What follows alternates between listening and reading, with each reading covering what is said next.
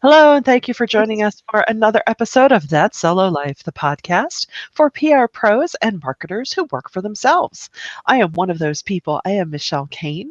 I am here as ever with my wonderful co host, Karen Swim of Solo PR Pro, and we are thrilled to be joined by another wonderful guest today.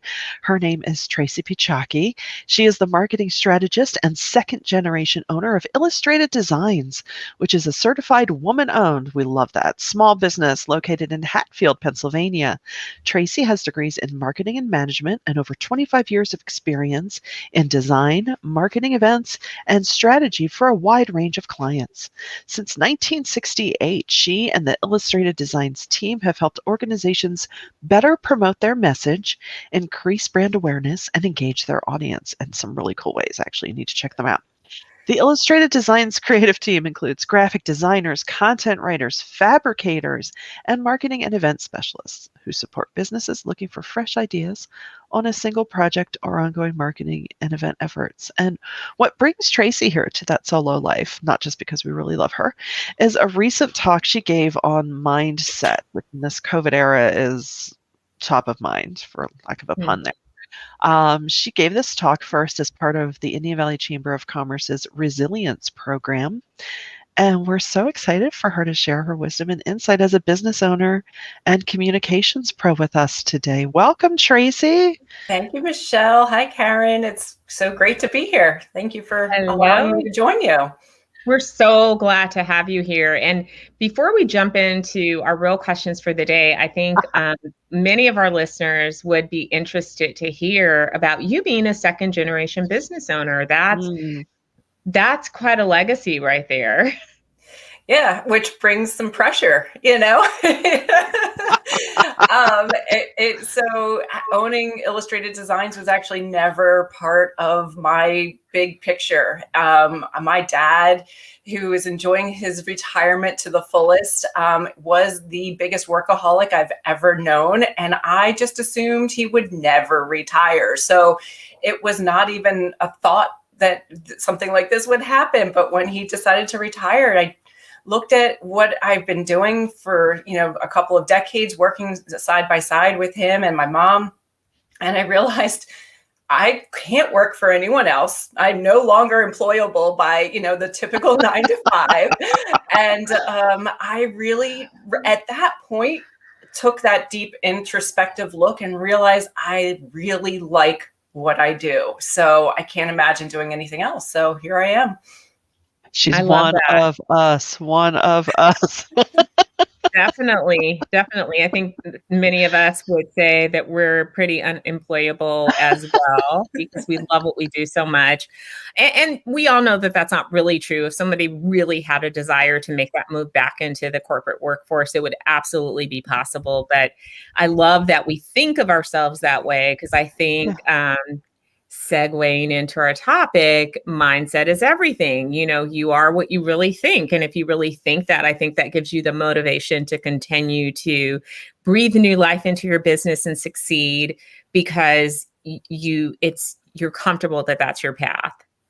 Yeah, definitely. Definitely. And especially in light of, the past year and a half that we've kind of all gone through with COVID and the pandemic, it's really caused a lot of us to have that introspection forced on us of, is this my path? How am I doing? What can I do? So I loved that you prepared that talk on mindset, and that's why we wanted to bring you on here. So, I know your move to thinking about mindset came before the program, for sure. So how did you find that? How did you find that focus on mindset as an essential element of not just your business success, but just your personal well-being? It was completely out of necessity and the drive to be successful. I'm recognizing that I'm a recovering perfectionist. I'm also an introvert. So I spend a lot of time in my head. I analyze things constantly. And I noticed that I kept getting stuck. So not only in my business, but my personal life. And so my first thing was just recognizing that I was my worst enemy. I had the self-doubt. I had the negative self-talk. infamous for being stuck in analysis paralysis and, of course, imposter syndrome. Again, because a second generation owner, like, oh, I didn't start this, the success isn't mine, it's somebody else's, chalking it up to something else. So first was just kind of recognizing that what I was doing. So I started doing some research. I was oddly comforted to know that I wasn't alone. I'm not unique here. So I started having real conversations with some of my best clients, and I realized that the ones that were willing to open up, they were having the same concerns. And what I found fascinating was that it didn't matter how successful they were or how successful their business was. They all still battled that negative mindset. So I decided that I wanted to fight for a better life. And I worked on my mindset. I started reading and just doing some meditations and found ways to catch myself in the middle of having those negative thoughts and learned the exercises to kind of push them aside. But don't get me wrong, I still battle with those negative thoughts and the patterns because they were ingrained after decades, right? So you can't just quickly turn those off. But I do keep working on them on a daily basis. And I actually feel my comfort zone expand.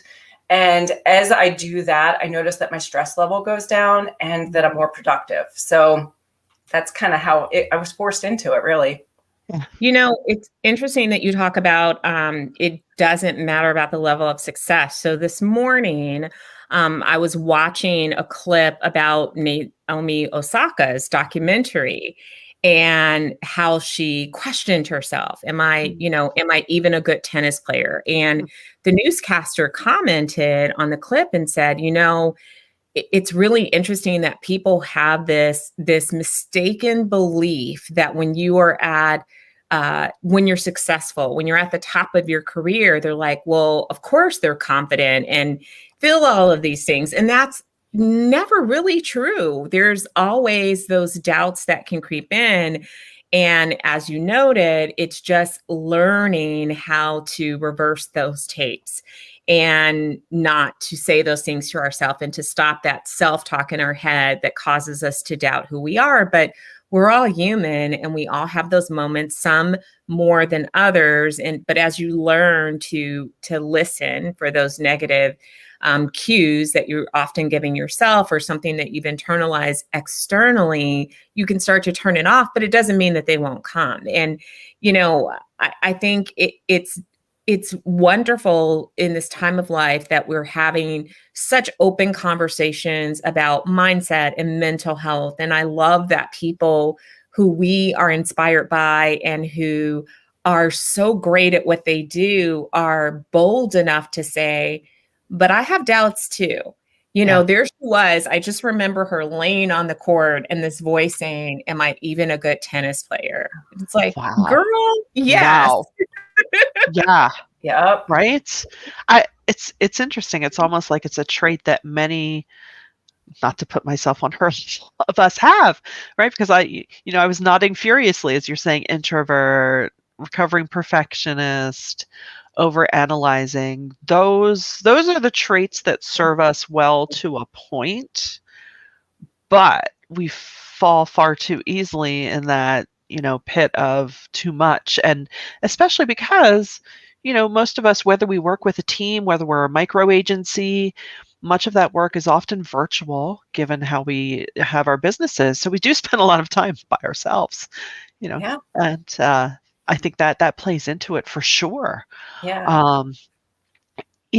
What, now that you've been setting your focus in this way, I know you mentioned your stress levels are down, what are the biggest changes you've noticed?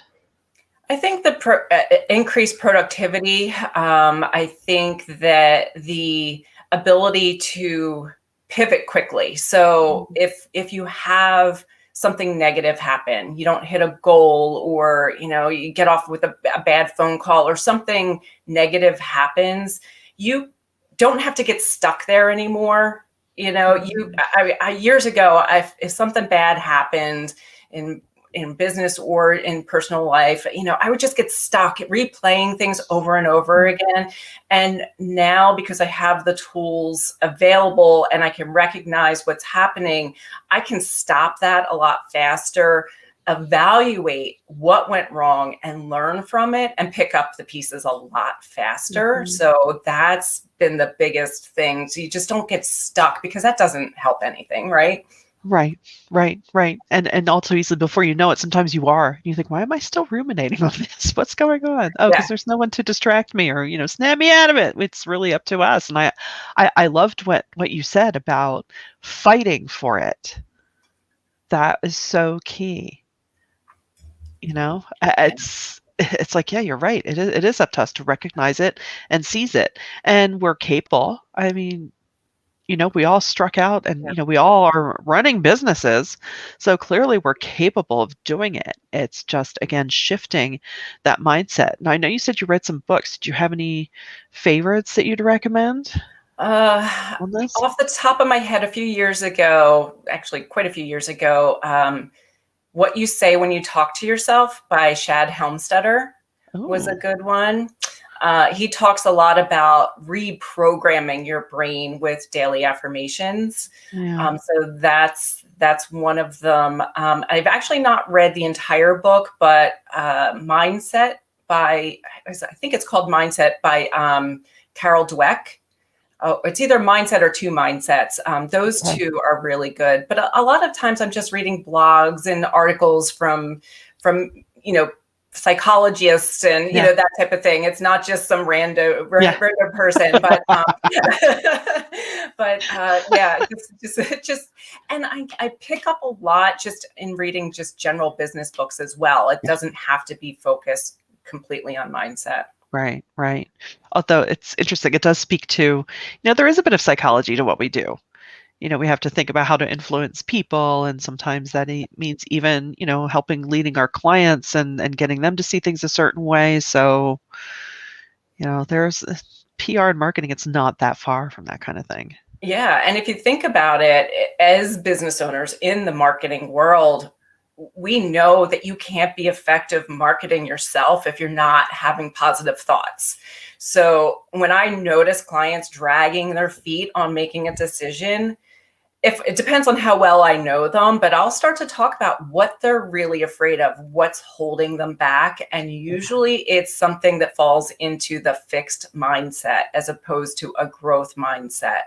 So it's something that people in business, but it also very specifically marketing type of industries, we need to be check in with ourselves and our teams. And that's something you did speak about in your talk, the fixed mindset versus the growth mindset. Could you expand a little bit on that for us? Yeah. So the fixed mindset is where we typically avoid challenges. It's where we give up easy. We see effort as not worth it. We ignore criticisms and feedback. And it's also where we feel threatened by other success. I also happen to be fascinated by neuroscience. And that tells us that as humans, we like the familiar. So even if what we're doing isn't serving us well, the comfort of knowing what to expect is where a lot of us stay. I believe that this fixed mindset is where lack and scarcity live. So that's, something to really be mindful of. But on the opposite side is the growth mindset. So this is where we learn to embrace challenges. We persist in the face of setbacks, and we see effort as the path to greater things. And when it comes to criticism, we learn from it. So the growth mindset obviously is going to take us out of our comfort zone, and away from that familiar, right? But it's where we grow as individuals and business owners. And if you can recognize where your mindset is at any given moment, you can make some adjustments to improve it when it's kind of at a lower vibration.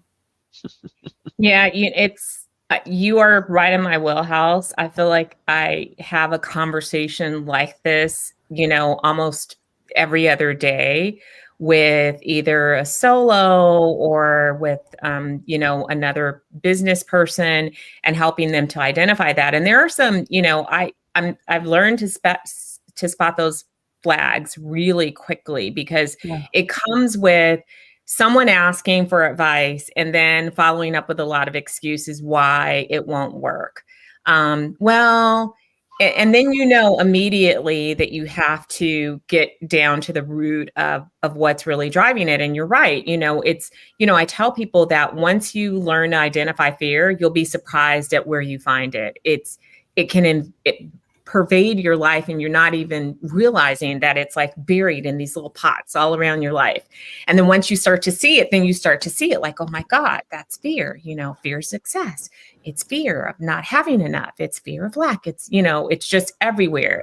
But once you start rooting it out, then you get excited because you're able to move past that. And but you're right. Some people are so comfortable in their mess. And I think as communicators over this past year and a half, we've seen the friction between fixed mindset and growth mindset in so many different ways.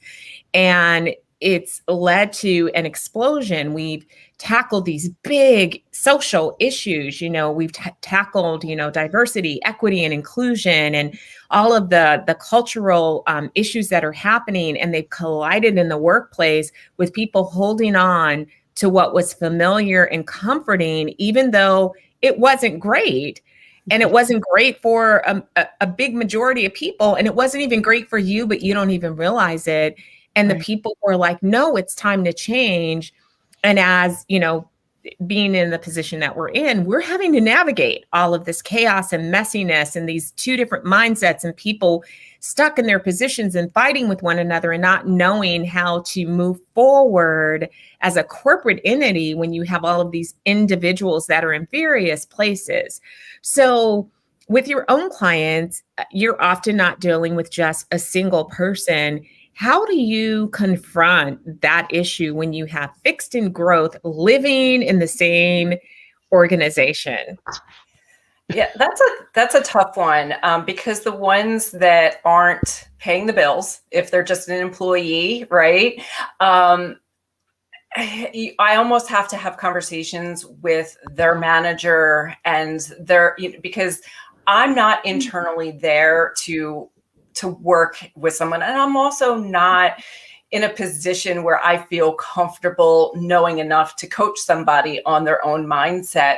But I think that in general, I've learned that most mindset in a corporation starts from the top down. Mm-hmm. So I tend to work with, I do a lot of work with owners of companies anyway. So if you're working with that person, you get a good enough relationship, you can start to at least allow them to recognize how mindset can affect them, and then guide them towards seeing where maybe there are some holes in their organization.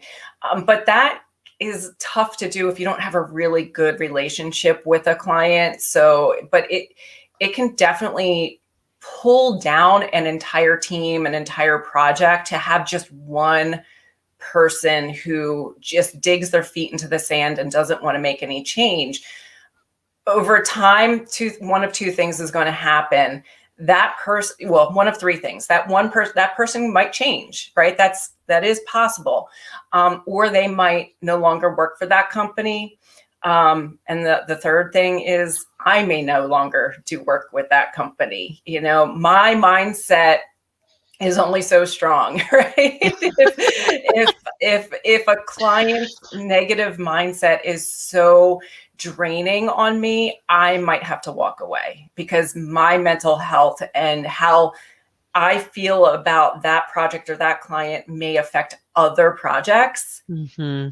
Is part of my reputation. So I've walked away from some big clients because of that.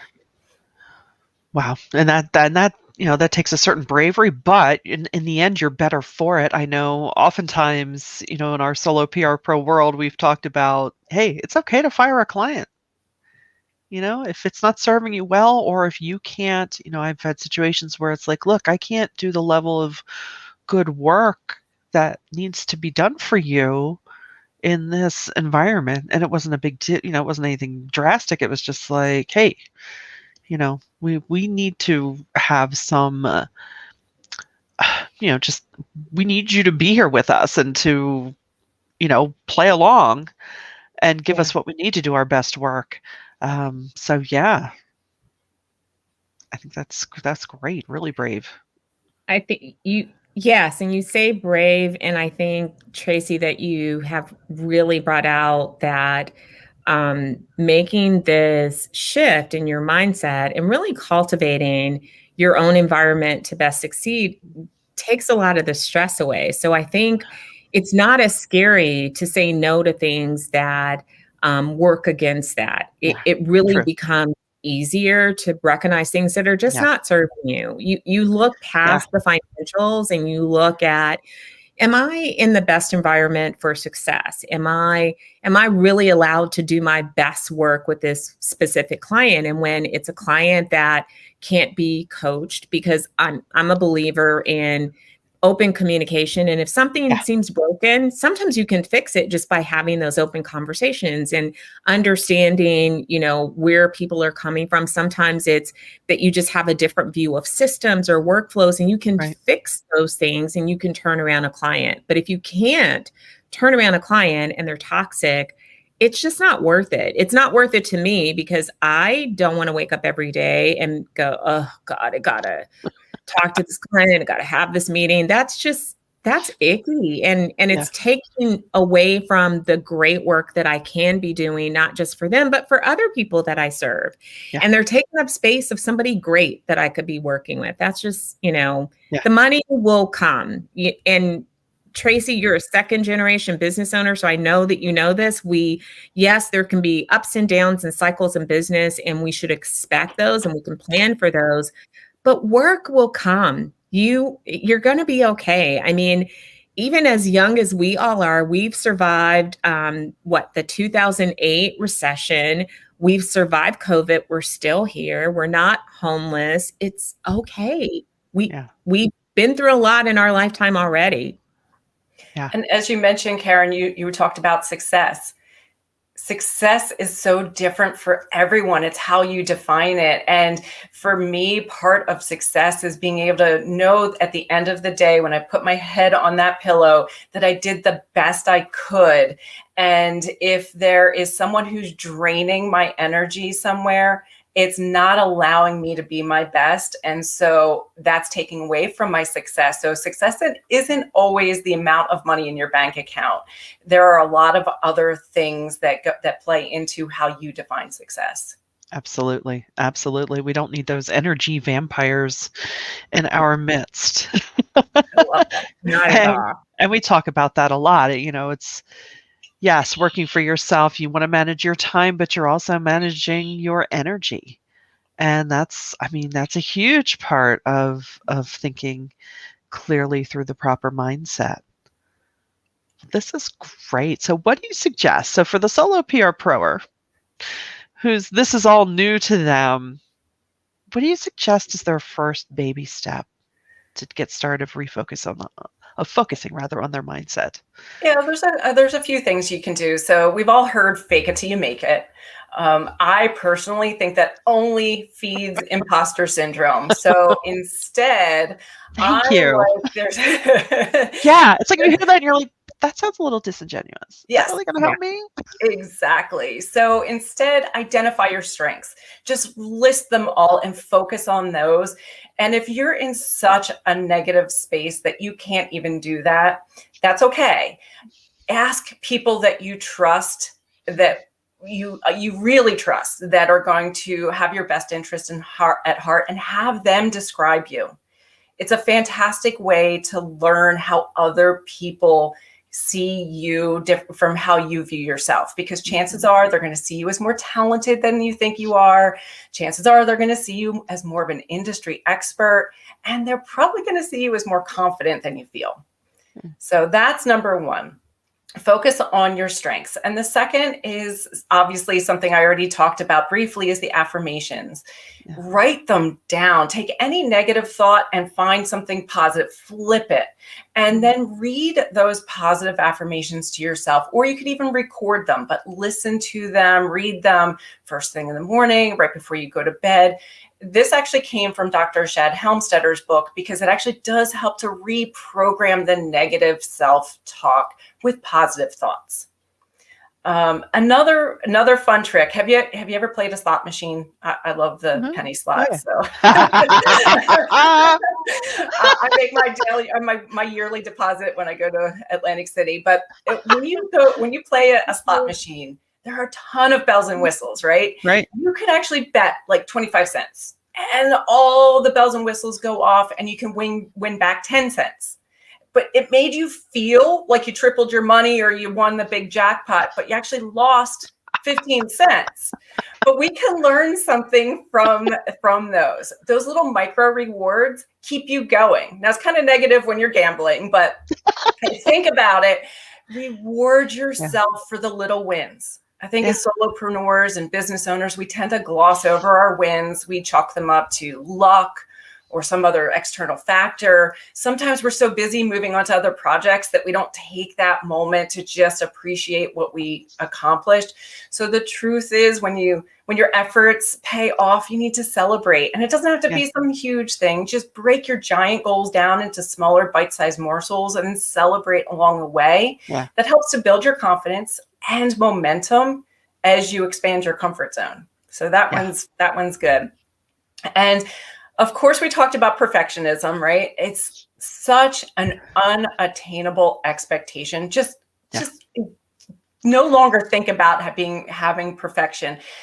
Know that we learn more from our mistakes and our hardships and our failures. So every time something doesn't work, just pick yourself up, evaluate, adjust your plan, and just keep moving forward. I'm always fascinated by what SpaceX is doing. They're constantly testing rockets, and they know that the next rocket isn't going to make it into outer space. What they're doing is learning as far as it will go, what works, what doesn't work, but they are adjusting very quickly and growing very quickly. So they're not waiting for the way NASA used to do it. Like everything needs to be perfect, and then we're just going to send people up. No, they're learning from their mistakes. So that is definitely something. And then there's probably one or two more I can think of. It's take the focus off of yourself and focus on those you serve, because your business is offering solutions to people.